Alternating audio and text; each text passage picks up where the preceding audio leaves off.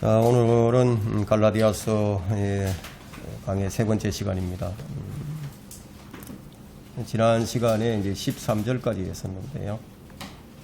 오늘 이제 14절부터 시작을 하겠습니다.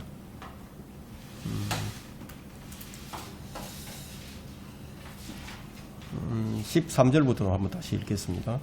너희는 내가 유대교에 있었을 때에 내 행실을 들었거니와 나는 하나님의 교회를 몹시 박해하였으며 황폐시켰고 나의 동족 가운데 많은 동년배들보다도 유대교를 믿는 일에 앞서 있었으며 내 조상들의 전통을 지키는 데 더욱더 열성을 내었느니라. 여기 이제 유대교가 나오죠. 유대교. 성경에는 이 종교라는 표현이 이제 5번 나옵니다.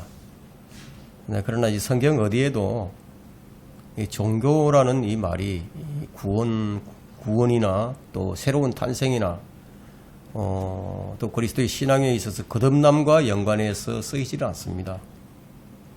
종교란 무엇과 같으냐 하면은 타락하고 불결한 사람들이 행위로 스스로 좀 어렵게 되려고 하는 구원받지 못한 자들이 정해놓은 어떤 도덕적 기준에 이제 적용될 수가 있습니다. 이 종교가 얼마나 이제 무서운 것이냐면요. 종교적 열성이 잘못 사용될 때는 살인을 저지르게 됩니다. 칼 막스는 이 종교는 인민의 아편이다. 인민의 아편이다. 이런 이제 말을 한 것이 있는데 사실 그것이 진리입니다. 이 종교는 아편이에요, 아편. 이 세상의 거대한 종교들은 이제 철학과 또 과학을 이제 제외하고는요. 인류를 멸망으로 이끄는 첫 번째 요소라고 할 수 있습니다. 왜냐하면 종교에는 구원이 없기 때문이에요. 그래서 우리가 기독교를 종교로 여기지 않는 이유가 바로 이 때문입니다. 모든 종교는 사람의 의로운 행위를 이제 요구를 하죠. 그래서 의로운 일을 해야 하고 또 선을 베풀어야 하고 또 수련해야 하고 검역도 해야 하고 이렇게 해서 인간의 이제 노력으로 이제 구원에 이르게 하는 것이 이제 종교예요. 근데 이런 이유 때문에 우리가 구원을 받는다는 것을 또 다른 말로 종교로부터 구원받는 것이라고도 할 수 있습니다. 왜 그렇게 말할 수 있느냐 하면은 바울이 알고 있었던, 바울이 믿었던 이 유대교를 바울 스스로 지금 뭐라고 하는지 우리가 한번 찾아보겠습니다. 빌립보서 3장 8절 한번 찾아보세요. 바울 스스로 자신이 심취했던 믿었던 유대교에 대해서 이렇게 얘기합니다. 실로 3장 8절에 빌립보서 3장 8절에 실로 모든 것을 손실로 여김은 예수 그리스도 나의 주를 아는 지식이 가장 고상하기 때문이며 내가 그를 위하여 모든 것을 잃어버리고 그것들을 오히려 배설물로 여기면 그리스도를 얻기 위함이요. 그리스도를 얻기 위해서 무엇을 버려야 했느냐? 유대교를 버려야 했습니다. 바울이 최상으로 알고 믿었던 유대교가 최고다 이렇게 알고 믿었던 이 유대교를 그는 이제 배설물로 여기고 이제 그것을 버려야만 했습니다. 왜냐하면 그것을 버리지 않고서는 예수 그리스도를 얻을 수가 없기 때문이에요. 그래서 우리가 이제 구원받는다는 것을 종교로부터 구원을 받는다 이렇게 이제 말을 할 수 있는 거죠. 가장 올바른 정통 유대주의도 그리스도를 얻는 데 있어서는 배설물이었습니다. 지옥으로 가는 가장 빠른 지름길이 뭔지 아십니까? 종교를 꼭 붙들고 있으면 지옥으로 가는 가장 빠른 지름길이 되는 거예요. 이 사람들이 무엇을 나쁘게 생각하냐면 도덕적인 죄를 가장 나쁘게 생각하죠. 술, 또 이 부도덕이 더 나쁜 것으로 생각하지만 사실 주님께서는 이 죄인들, 그러니까 세리와 창녀들을 회심시키는 것보다 또 이 술이나 도덕적이나 윤리적으로 이런 문제에 있어서 정말 흠잡을 데가 없었던 이 바울을 회심시키는 데 있어서 더 큰 어려움을 겪었습니다. 왜냐하면 바울을 회심시키기 위해서 그에게 특별한 방법으로 주님께서 나타나셔야 했기 때문이죠. 다마스커스로 가는 길에서 주님께서 초자연적인 방법으로 그에게 나타나지 않으셨다면은 바울은 구원받지 못했을 거예요. 그래서 종교에 깊이 심취해 있는 자들을 구원시키기란 그거는 뭐 하늘의 별 따기나 마찬가지인 거예요. 그만큼 어렵습니다. 기적이 필요한 거죠. 이 바울은 이제 유대교의 정통한 자였는데, 근데 14절에서 바울은 자신을 이렇게 말을 하죠. 내 조상들의 전통을 지키는데 더욱더 열성을 내었느니라. 바울의 종교적 열성이 사람들을 죽였습니다. 그가 뭐라고 말하는지 그의 고백을 한번 들어본다면은, 사도행전 26장 11절로 한번 찾아보세요.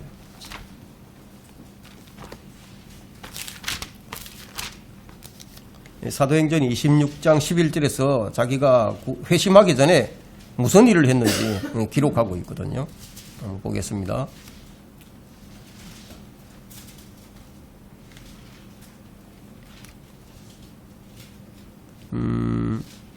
또한 종종 모든 회당에서 그들에게 형벌을 가하였으며, 바울이 형벌을 가했어요. 모든 회당에서. 또 강제로 모독하는 말을 하게 했고 예수 그리스도를 저주하게 만들었죠. 그들에 대한 분노가 심히 격앙되어 심지어는 외국 성읍들에서까지 그들을 박해하였나이다. 이게 바울이 한 일입니다. 바울이 이러한 일을 한 거죠. 1225년부터 1274년도에 살았던 그 토마스 아퀴나스라는 사람이 있습니다. 이 사람은 이 종교 재판을 승인한 사람이었는데, 그 종교 재판을 승인은 했지만 종교 재판에 함께 있지는 않았죠. 그런데 이 바울은요, 종교 재판에 함께 나타났습니다. 그렇다면 아퀴나스와 같은 이 사람이 10명이 있어도 바울과는 비교가 안 되는 거예요. 로마 카톨릭이라는 이 종교가 생겨나면서 그 AD 325년부터 1500년에 이르기까지 그들이 하나님의 이름으로 그리스도인들을 죽였는데, 그 죽인 숫자가 약 6천만 명에 이른다고 합니다. 6천만 명. 하나님의 이름으로 죽인 거예요. 그렇게 볼 때 이 로마 가톨릭은 생겨나지 말았어야 할 종교죠. 바울이 이제 회심하기 전에는 그는 구제도 하고 또 율법의 율례들을 다 지켰어요. 바울이 회심하기 전에는 예수 그리스도는 그에게 있어서 불법적인 사생아였습니다. 예수 그리스도의 어머니는 창녀였고 요셉은 음행한 자였어요. 이 바울은 자기 동년배들보다 더 많은 종교적 활동을 했죠. 그래서 이 바울에게는 이 중립지대는 없었어요. 타협이라는 게 전혀 없었습니다. 오늘날의 극단적 이슬람보다도 더 지독한 종교인이었죠. 그 종교라는 이름을 가지고 이 사람을 파리 죽이듯이 죽이는 거예요. 이것이 종교예요. 이것이 종교. 바울은 그의 종교가 그것을 하라고 하면 뭐 그것을 하는 거예요. 그의 종교가 그것을 먹으라고 하면 그냥 먹는 거예요. 그렇게 하면서 자기가 하는 일에 대해서 자랑스러워했죠. 매우 자랑스러워했습니다. 그런 자기 종교와 종교의 전통을 지키는 일에 있어서는 절대 타협이 없었습니다. 이 바울의 종교적 열성을 오늘날의 종교인들과 비교를 해본다면 한마디로 이제 비교 불가예요. 따라갈 수가 없습니다. 종교의 힘이 얼마나 강력하냐면 무슬림들이 그것을 이제 보여주죠. 무슬림 테러리스트들은 아주 뭐 주저없어요. 자폭을 합니다. 왜냐하면 그것이 그들에게는 최고의 영예였고 최고의 자랑이기 때문에 그래요. 세상에는 이 온전한 종교가 있을까요? 세상에는 온전한 종교가 없습니다. 이 성경이 말하는 온전한 종교 행위는 야고보서 1장 27절에 기록이 되어 있습니다. 이 성경이 말하는 온전한 종교가 있는데 그 종교가 뭐냐면 야고보서 1장 27절에 하나님 곧 아버지 앞에 순수하고 더럽혀지지 않는 종교 행위는 이것이니, 그러니까 하나님 아버지 앞에 순수하고 더럽혀지지 않는 종교 행위가 있는데 그게 뭐냐 하면은 저 고난 중에 있는 고아들과 과부들을 돌아보는 것과 자신을 세상으로부터 흠없이 지키는 것인 거예요. 사실상 이건 이제 불가능하죠. 불가능합니다. 뭐 고난 중에 있는 고아들을 돌아보고 과부들을 돌아보는 일들은 할 수 있는 일이지만 이 악한 현 세상으로부터 자신을 흠없이 지키는 일은 아무도 할 수 없습니다. 그건 누구도 할 수 없는 일이에요. 이 종교가 사람들에게 원하는 것이 무엇인가 하면 당신은 구원을 받기 위해서 무엇인가를 해야 한다. 무엇인가를 해야 한다. 당신은 구원을 유지하기 위해서 무엇인가를 해야만 한다. 이것이 종교가 사람들에게 요구하는 거예요. 그러니까 여기서 이제 말하는 전통이란 장로들의 전통인데 모세의 율법에 더해진 장로들의 전통. 뭐 손발을 깨끗하게 씻어야 한다. 뭐 이런 여러 가지 이제 그 전통을 이제 만들었죠. 만들어서 그런 것들은 종교 행위에 불과합니다. 오늘날도 이 유대인들은 바벨론 포로에서 포로기에 만들었던 이 탈무드를 마치 이제 구약 성경처럼 영감받은 것으로 받아들이고 있다는 거예요. 그들은 자기들의 전통으로 하나님의 말씀을 폐기하는 짓을 하고 있습니다. 이 세상에 그 어떤 종교도 사람을 구원시키지 못합니다. 바울의 종교적 열성은 주님께 어떤 말을 듣게 되었냐면요. 사울아, 사울아, 네가 어찌하여 나를 박해하느냐. 이런 말을 들을 수밖에 없는 거예요. 이 세상의 모든 종교 행위는 그렇습니다. 자, 15절 봅니다. 본문으로 돌아와서. 자, 여기 이제 선별했다는 그런 이제 단어가 나오는데, 그러나 나의 어머니의 태로부터 나를 선별하시고, 이 문맥을 잘 보셔야 돼요, 여러분들은. 이것이 이제 태초 이전에 이렇게 기록을 하고 있지 않죠? 네. 나의 어머니의 태로부터 나를 선별하시고, 그럼 언제 선별을 낸 거예요? 어머니 태로부터 된 거죠.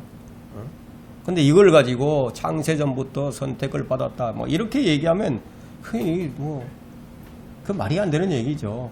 이게 뭐냐, 여러분들 아세요? 이렇게 주장을 한다.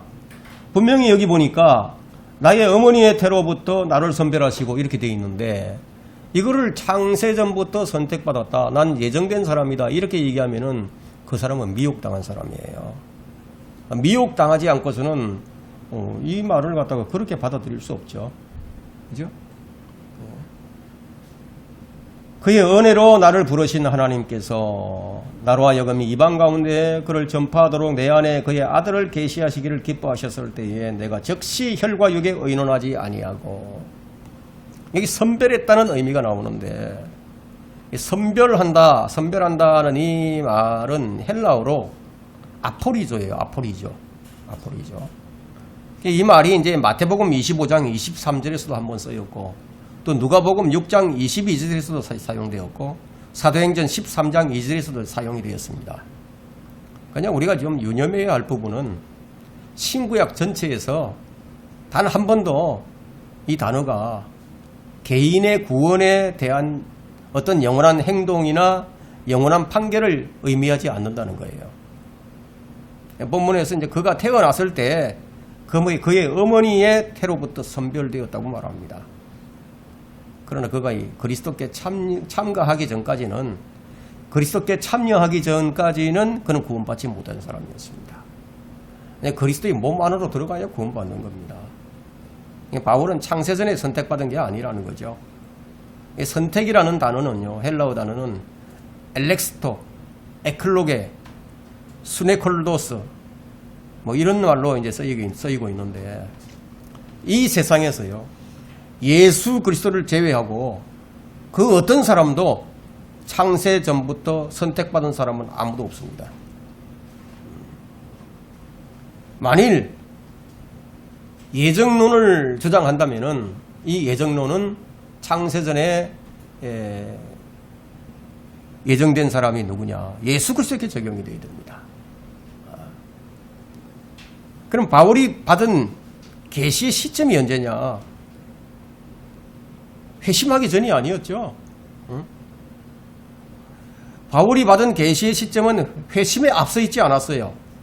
그가 받은 계시는 회심에 뒤따라 남은 겁니다. 그래서 이제 바울이 하나님의 아들에 대해 그의 마음을 바꾸었어요. 주여 내가 어떻게 하기 원하시나이까 이렇게 그의 마음을 바꾸었을 때 그때예요.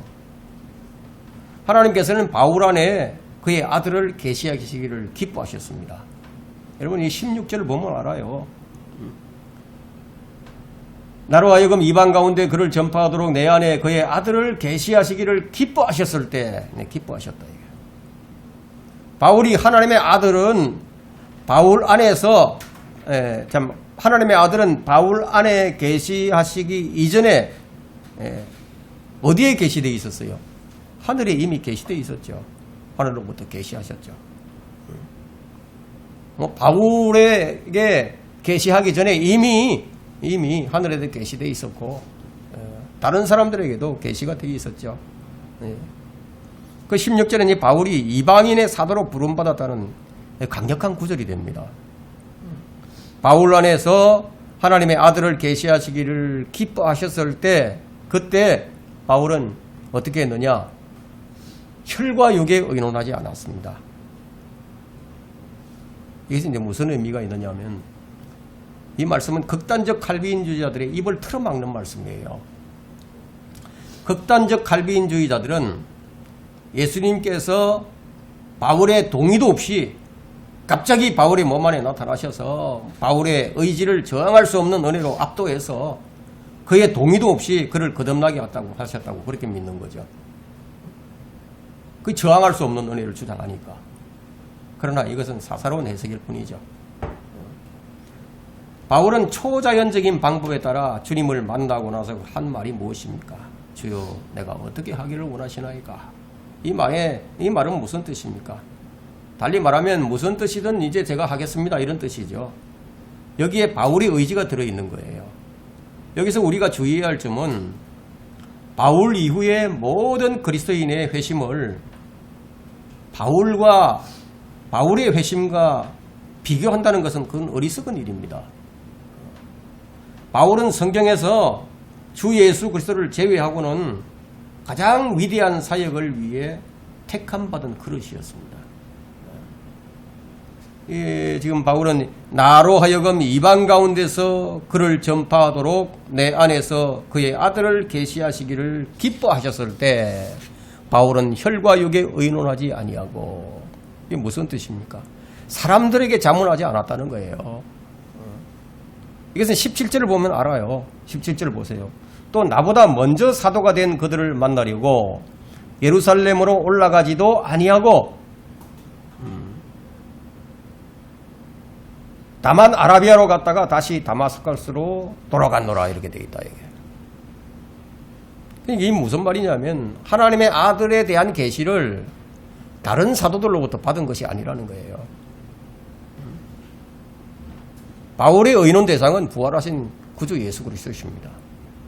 그분은 혈과 육이 아닌 살과 뼈를 가지고 계시죠. 왜냐하면 혈과 육은 하나님의 나라를 상속받지 못합니다. 바울의 계시들은 초자연적이에요. 초자연적. 모세에게 주어진 계시처럼 직접적인 것이었어요. 직접적으로. 그러니까 이제 영의 세계, 죽음 이후의 세계, 구원에 대한 그의 지식은 다른 어떤 사람보다도 더 풍성하고 더 위대했다는 거죠. 바울이 받은 계시는요, 다른 사도들하고 비교가 안 돼요. 그의 서신서가 13권의 서신서가 신약교회 교리서들입니다. 다른 사도들이 쓴 것들은 신약교회의 교리가 되지 못했어요. 만일 마태복음이나 사도행전 또는 히브리서를 신약교회의 교리로 삼으려고 한다면은 많은 부분에 있어서 바울의 서신서와 충돌이 일어나게 됩니다. 자, 이 점을 이제 분명히 이제 아셔야 됩니다. 자, 17절 봅니다. 17절. 또 나보다 먼저 사도된 그들을 만나려고 예루살렘으로 올라가지도 아니하고 다만 아라비아로 갔다가 다시 다마스커스로 돌아갔느니라. 이 신의 산이 어딜까요? 이 신의 산이. 이 바울이 지금 아라비아로 갔다고 하는데 왜 아라비아로 갔죠? 많은 사람들이 의문을 품어요. 16절 앞절을 보면은 계시를 받기 위해서를 알 수 있어요. 계시를 받기 위해서. 그렇다면 우리가 생각해 볼 수 있는 곳이 신의 산인데 그곳은 이제 모세가 십계명을 받은 곳이에요. 또 엘리야가 아라비아로 간 곳이기도 하고 예수님께서 아라비아로 가신 곳이에요. 시험을 받으시려. 그러면 바울은 아라비아에 있는 시내산에서 계시를 받은 것이 됩니다. 그래서 여기 이제 아라비아로 갔다가 어떤 학자들은 이 아라비아라고 하니까 이 시내산이 사우디 아라비아에 있는 산이다 뭐 이렇게 주장을 하는데 그것이 아니에요. 사우디 아라비아에 있는 시내산은 뭐 시내산으로 불리는 곳이 있는지 모르지만 그것과는 아무런 상관이 없습니다. 왜냐하면 이 산은 주님께서 재림하셔서 왕으로서 예루살렘에 입성하게 되실 때 그때 거쳐가야 할 왕의 대로에 있기 때문이에요. 그래서 바울이 여기서 이제 주님으로부터 직접 계시를 받은 것으로 보는 것이 이제 가장 타당하다고 볼 수 있습니다. 바울은 이제 이 점을 굉장히 자랑스럽게 여겼습니다. 다른 누구로부터 듣지 않고 주님께로부터 직접 들었기 때문에. 그래서 17절에서 또 나보다 먼저 사도가 된 그들을 만나려고 예루살렘으로 올라가지도 아니하고 자기가 이제 구원받았고 회심했으니까 내가 그분이 어떤 분인지 좀 더 알기 위해서 내가 예루살렘에 있는 그 사도들에게 가서 사도들로부터 좀 들어야 되겠다. 이게 아니었다는 거예요. 혈과 육에 의논하지 않았다는 거예요. 다만 아라비아로 갔다가 다시 다마스커스로 18절 19절 봅니다. 그리고 나서 3년 후에 3년의 시간이 지나는 거예요. 3년의 시간이 흐릅니다. 내가 베드로를 보고자 예루살렘으로 올라가서 그와 함께 15일간을 지냈으며 3년이라는 시간이 지난 시간이 지난 다음에 어디로 갔느냐? 베드로를 만나러 예루살렘에 간 거예요. 또 19절에 주의 아우인 야고보 외에는 다른 사도들을 만나보지 못하였노라. 못 만났다는 거예요. 3년 후에 내가 베드로를 보고자 예루살렘으로 갔으며 그와 함께 15일간을 지냈으며 이것은 바울 회심 후에 첫 번째 예루살렘 방문인데 바울이 왜 베드로를 만나려고 했을까요? 우리가 뭐 정확한 이유는 알 수는 없지만 우리가 이렇게 추정해 볼 수는 있습니다. 베드로는 바울이 전혀 알지 못하는 그리스도에 대해서 아는 것이 있었어요. 그것이 뭐냐? 지상생애죠. 예수 그리스도의 지상생애. 만일 바울이 그리스도의 지상사역에 대해서 좀 올바르게 알려줄 사람을 찾는다면 베드로가 가장 적격이었겠죠. 주님의 마지막 만찬이나 겟세마네 동산에서의 기도하는 모습이라든가 십자가에서의 죽음이라든가 베드로의 부인은 어떠했으며 유다 이스카리오에서의 배신은 어떠했으며 오병이어의 기적은 어떠했고 갈릴리 카나의 이적은 어떻게 했으며 부활에 관한 상세한 일들을 바울이 어떤 이런 부분도 알고 있었다는 그런 언급이 여기 바울서신서에서 나와 있지 않아요. 그것은 이제 마태복음, 마가복음, 누가복음, 요한복음에만 나오죠. 바울은 주님께서 행하신 기적들과 군중들에 대해서 어느 정도 들어서 알았겠지만은 구주 예수 그리스도의 지상사역에 대해서는 상세한 부분을 안다고 말하지 않고 있습니다. 바울은 부활하신 주님을 만난 거예요. 지상에 계실 때 만난 게 아니고 육체로 계셨던 주님을 만난 게 아니었어요. 바울은 이제 늙은 베드로로부터 예수님과 함께 바깥에서 무슨 일을 하고 어떻게 먹고 어떻게 자고 그분이 형제들 앞에서 형제들과 함께 토론했던 일들, 그분 베드로가 그 주님을 부인했던 일들, 함께 식사하는 일들, 뭐 이런 수많은 일들, 그분이 어떻게 성천에서 어떻게 올라갔는지 베드로가 직접 보고 듣고 함께 했던 이런 일들을 15일 기간이라는 동안에 그걸 들었겠죠. 그 기간이 아주 짧게 여겨졌겠죠. 그분에 대해서 듣는다는 것이 얼마나 즐거운 일입니까? 19절에 대한 별다른 설명이 필요가 없습니다. 자, 20절부터 봅니다. 보라 이제 내가 너희에게 쓰는 것은 하나님 앞에서 거짓말을 하는 것이 아니니라. 그 후에 내가 아시리아와 킬리키아 지방으로 갔었느니라. 그러나 그리스도 안에 있는 유대의 교회들에게 얼굴로 알려지지 아니하고 다만 그들이 들었던 것은 전에 우리를 박해한 그가 한때 파괴시킨 그 믿음을 이제 전파한다는 것이라. 바울이 완전히 회심했어. 자기들이 그 바울이 배척하고 또 죽이고 이게 박해하고 그러던 그 그리스도교를 이제 전파하고 있다는 거죠. 그들이 내 안에 계신 하나님께 영광을 돌렸느니라. 하나님 앞에서 거짓말을 하는 것이 아니라고 얘기합니다. 갈라디아인들에게 전한 복음은 바울이 하나님으로부터 직접 받은 것이기 때문에 이러한 부분에 대해서 그 사실을 그들에게 이해시키는 것이 좀 필요했을 수 있죠. 그래서 고린도전서 14장 37절에는 이런 말을 합니다. 내가 너희에게 쓰는 글들이 주의 명령들임을 인식하라 이렇게 가르치고 있죠.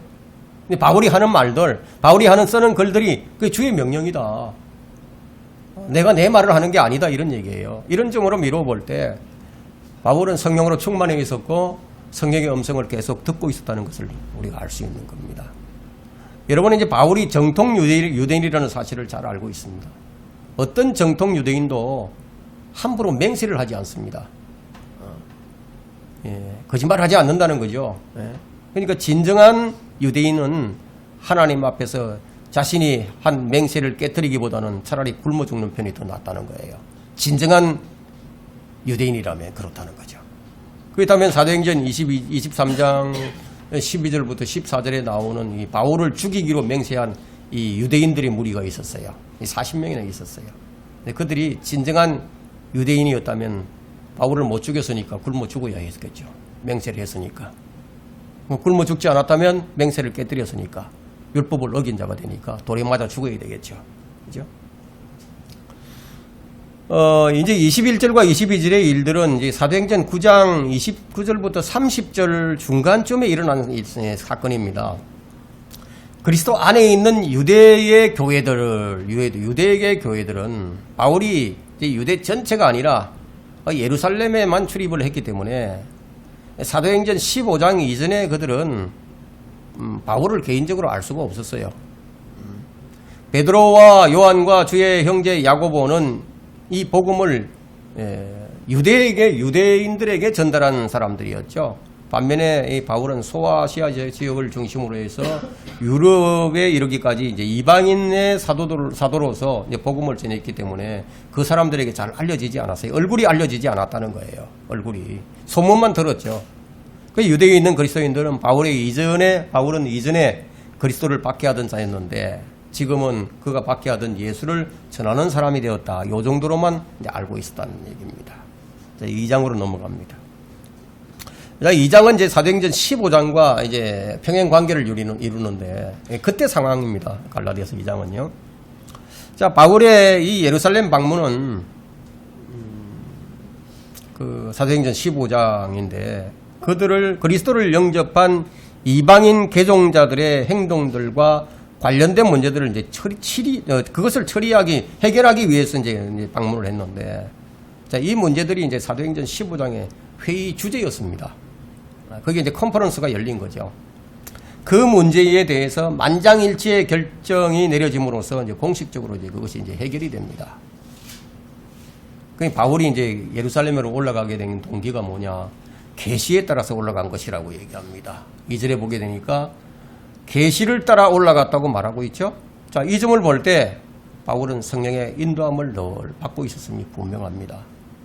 주님께서 바울의 마음을 움직여서 방문하게 만드신 거죠. 왜냐하면 복음에 관한 공식적인 선포가 필요했기 때문에, 왜 복음에 대해서 굉장히 논란이 많았으니까 항상 유대인의 의식에 관한 문제가 얘기되곤 했습니다. 왜냐하면 유대인들은 자기들이 해오던 습관이 있고 그 관습이 있고 이제 회심했다 하더라도 그걸 갑작스럽게 버리지 못하니까 그것을 첨가시키려는 그런 그것을 취해왔던 거죠. 그래서 그게 이제 문제가 되곤 했는데, 이 논의는 할례 이상의 일들을 논의합니다. 사역의 범위에 대해서도 이제 결정이 내려지게 되는데요. 이제 바울은 여기서 이제 유명한 사람들에게 복음을 따로 제시한 것이라고 했는데 그 유명한 사람들이 누구냐면요. 예루살렘에 있었던 사도들이에요. 그렇게 한 목적이 뭐냐. 내가 할 일과 또 달려갔던 일들이 헛되게 하지 않게 하려 함이라고 말하고 있습니다. 바울이 자기가 열심히 달려가고 있고 열심히 믿음을 지키고 있고 선한 사역을 하고 있는데 그 일들이 헛된 일이 되지 않게 하기 위해서, 그래서 바울은 여기뿐만 아니라 자신의 사역이 헛되지 않게 하려고 얼마나 신경을 썼는지 고린도전서 9장 25절을 보면 알게 됩니다. 나의 수고가 물거품이 된다면 어떻겠습니까? 여러분 고린도전서 9장 25절 한번 펼쳐보세요. 고린도전서 9장 25절에 자, 이기려고 애쓰는 사람은 누구나 모든 일에 자제하나니 이제 그들은 썩어질 면류관을 받으려 하지만 우리는 썩지 아니할 면류관을 받고자 함이라. 그러므로 내가 그처럼 달리되 불확실하게 하지 아니하며 또 내가 그처럼 싸우되 허공을 치는 자같이 하지 아니하노라. 자, 우리는 이제 썩지 아니할 상을 받아야 됩니다. 자, 썩을 면류관은요, 이 세상의 것들이죠. 썩지 아니할 면류관은 이 세상의 것들과는 다릅니다. 자, 우리가 받을 상은 영원히 썩지 않는 영원한 면류관이에요. 그 상은 우리가 영원 세계에서 영원히 사는 동안에 영원히 우리 머리에 쓰고 있게 될 참으로 귀중한 면류관인데, 그 면류관은요, 올림픽 경기에서 마라톤 경기를 하게 되면 월계관을 쓰죠. 그 우승한 사람에게. 그 잠깐 썼다가 쓰레기통에 버리는 그런 그 면류관이 아닙니다. 우리가 이 상을 받으려면 누구나 모든 일에 자제를 해야 한다고 성경이 말씀합니다. 그리스도인들은 상을 받기 위해서 모든 것을 다 자제를 할 줄 알아야 됩니다. 우리 그리스도인들은 그리스도인으로서 생활하기 위해서 절제를 해야 할 일들이 참 많이 있죠. 이것은 경주자가 경기 규칙을 지키는 것과도 같습니다. 그래서 성경은 디모데후서 2장 5절에서 규칙대로 하지 아니하면, 그러니까 하나님의 방식대로 하지 아니하면 면류관을 얻지 못한다고 지금 말씀합니다. 그럼 이 규칙은 운동선수가 엄격한 훈련을 통해서 몸에 익히지 않으면 잘 안 되는 것과도 같습니다. 수단과 방법을 가리지 말고 하라는 게 아니죠. 여러분, 목적이 이 수단을 정당화시켜 줄 수는 없습니다. 목적도 선해야 하고 의로워야 하고 수단도 정정당당하지 않으면요, 하나님께서는 그 어떤 승리도 인정해 주지 않아요. 그러니 그리스도인답기 위해서는 모든 일에 자제하지 않으면 안 됩니다. 불확실하게 하지 않고 허공을 치는 자와 같이 하지 않는다는 말의 뜻은 땅에서의 영광, 즉 썩어질 영광을 위해 일하지 않는다는 거예요. 주님께서 뭐라고 말씀하셨습니까? 너희 보물을 하늘에다 쌓아두라고 하셨죠. 바로 이것이 우리 그리스도인의 생활의 좌우명이 되어야 됩니다. 바울은 그리스도를 발견한 후에 종교에 대한 그의 자세를 아주 자세하게 설명하는데, 이전에 그가 자기에게 유익하다고 생각하고 여겼던 것들을 이제는 손실로 여겼고, 이전에 그가 이단으로 여겼던 그리스도가 이제는 자기에게 유익이 된 거예요. 바울은 그리스도를 얻고 그리스도 안에서 발견되고 그분을 아는 고상한 지식을 얻고 그의 부활의 능력을 알아서 그의 고난의 교제를 알고 죽은 자들의 부활에 이루고자 하는 열망이 있었습니다. 그런 열망을 가지고 있었어요. 그래서 바울은 빌립보서 3장 14절에서 뭐라고 얘기하냐면, 그럼 그리스도 예수 안에 있는 하나님의 부르심의 고귀한 상을 위하여 상을 받기 위해서 그 표대를 향해 쫓아갈 뿐이라고 말을 하죠. 여기서 이제 그리스도를 얻는다는 것은 상을 쫓아 달려간 승리자의 성취를 말하는 거예요. 뭐 구원받은 사람들은 다 그리스도를 얻었는데 또 여기서 그리스도를 얻는다 그러니까 이게 무슨 말인가 그렇게 생각하지 마시고, 그 문맥 전체를 보면은 상을 받기 위함이라는 것을 알 수 있습니다. 우리도 마찬가지예요. 우리에게도 고귀한 부르심이 있죠. 우리가 그 부르심을 수행한다면은 얻을 상이 있습니다. 이 상은 여러 종류의 면류관으로 주어지게 되는데, 이 상을 얻기 위해서는 구원받고 항상 그리스도 안에 있어야 된다 이거예요. 그리스도 안에 있어야 하고 또 자기 자신의 생활에서 그리스도를 경험할 줄 알아야 합니다. 지상의 삶에서 그렇게 살기 위해서는 그리스도의 부활의 능력이 필요하죠. 많은 그리스도인이 너무나 오랫동안 타락에 찌들어 있다 보니까 표대이신 주님을 향해 쫓아가지는 못해요. 그리스도인의 타락으로 그리스도인의 타락으로 인해서 그리스도인들이 무슨 짓을 하고 있느냐? 십자가의 원수들로 행하고 있습니다. 구원받은 성도들이 땅의 일들로 인해서 영광스러워하지만 자신을 구해주신 주 예수 그리스도를 바라보지는 않아요.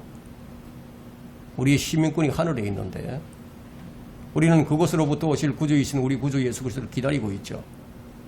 그럼 우리의 구주도 그곳에 계시고 우리의 관심도 그곳에 있어야 하고 우리의 분양도 그곳에 있고 자 우리의 보물도 이제 그곳에 있는데 우리의 사랑하는 앞서간 사람들도 모두 그곳에 있죠.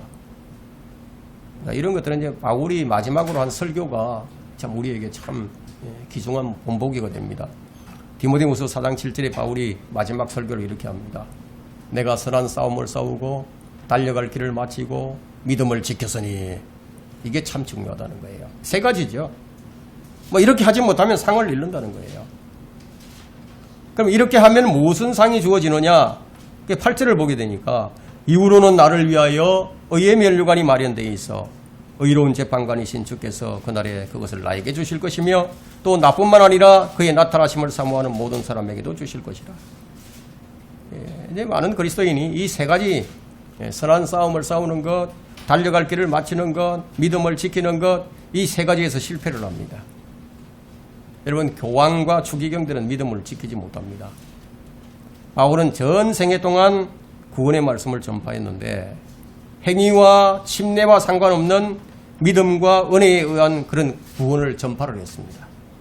교황들과 가톨릭들은 이 사실을 전파하지 않고 있고 전에도 그랬고 지금도 그렇고 앞으로도 그럴 거예요. 바울은 기록된 성경에 전념했습니다. 여러분 이 면류관이라는 것은 통치를 얘기하는 거거든요. 면류관은 통치권과 관계가 있습니다. 그럼 그리스도인이 통치권, 면류관을 얻지 못하면 어떻게 되겠습니까? 예? 뭐가 없죠? 면류관을 못 얻으면 통치권이 없어진다는 얘기예요. 다스릴 수 없다는 얘기예요. 여러분 잘 유념하시고 우리 모두가 면류관을 얻으려고 표대이신 주님을 향해 선한 싸움을 싸우고 달려갈 길을 달리고 믿음을 지키는 이 세 가지를 지킴으로써 모두가 귀한 상을 얻는 여러분들이 되시기를 부탁을 드립니다.